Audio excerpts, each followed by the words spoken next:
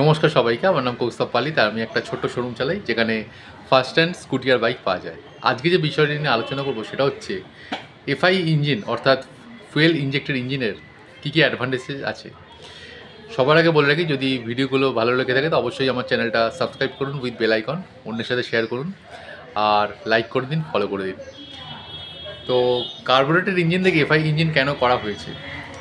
কার্বোরেটেড ইঞ্জিনে দরকারের থেকে বেশি ফুয়েল খরচা হতো, আর এফআই ইঞ্জিনে যতটুকু ফুয়েল দরকার অ্যাক্সিলারেটর ঘোরালে ততটুকু ফুয়েল ইনজেক্ট করা হয়, ফলে পেট্রোলের কিছু সাশ্রয় হয় এবং এই ইঞ্জিনে 1 লিটার পেট্রোল সবসময় এক্সট্রা রাখতে হয়, এটা নিয়ম। আর ফুয়েল ইনজেক্টেড ইঞ্জিন নেওয়া হয়েছিল যে যাতে এয়ার ফুয়েল মিক্সচারটা ঠিকমতো বার্ন হয় তার জন্য, আর মিসফায়ার যাতে না হয়, আর পেট্রোলের সাশ্রয়ের জন্য।